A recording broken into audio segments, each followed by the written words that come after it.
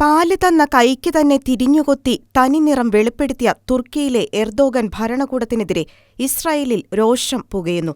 കഴിഞ്ഞ വർഷം തുർക്കിയിൽ 59,000 പേരുടെ ജീവനെടുത്ത വിനാശകരമായ ഭൂകമ്പമുണ്ടായപ്പോൾ തുർക്കിയിലെ കുടുംബങ്ങളെ രക്ഷിക്കാനും ഭക്ഷണം, വൈദ്യസഹായം തുടങ്ങി തുർക്കി ജനതയ്ക്ക് ആവശ്യമായതെല്ലാം എത്തിച്ചു നൽകാനും സഹായഹസ്തം നീട്ടിയ ആദ്യ രാജ്യങ്ങളിലൊന്നാണ് ഇസ്രായേൽ.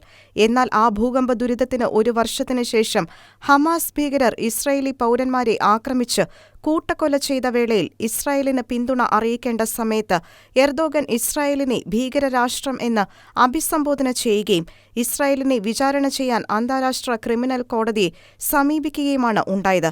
ചരിത്രത്തിലുടനീളം തുർക്കിക്ക് പിന്തുണയുമായി കൂടെയുണ്ടായിരുന്ന ഇസ്രായേൽ എന്ന രാജ്യം കനത്ത ഭീകരാക്രമണത്തിന് ഇരയായപ്പോൾ എർദോഗന്റെ ഏകാധിപത്യത്തിലുള്ള തുർക്കി ഭരണകൂടം തിരിഞ്ഞുകൊത്തി. സഹായഹസ്തം നീട്ടിയ രാജ്യത്തിന്റെ കൈയിൽ തന്നെ തിരിഞ്ഞുകൊത്തുന്ന തുർക്കി പ്രസിഡന്റും സമാന നിലപാടുകൾ സ്വീകരിക്കുന്നവരും കേരളത്തിനും ചില പാഠങ്ങൾ നൽകുന്നുണ്ട്.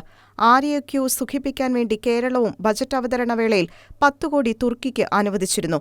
ആ പണം തുർക്കിക്കായിരുന്നോ അതോ കേരളത്തിലെ തീവ്രമനസ്കരെ കയ്യിലെടുക്കാനായിരുന്നോ എന്ന് അറിയില്ല. എന്തായാലും തിരിഞ്ഞുകൊത്തുന്ന സ്വഭാവം തുർക്കി കേരളത്തോട് കാണിക്കാതിരുന്നാൽ മതിയായിരുന്നു.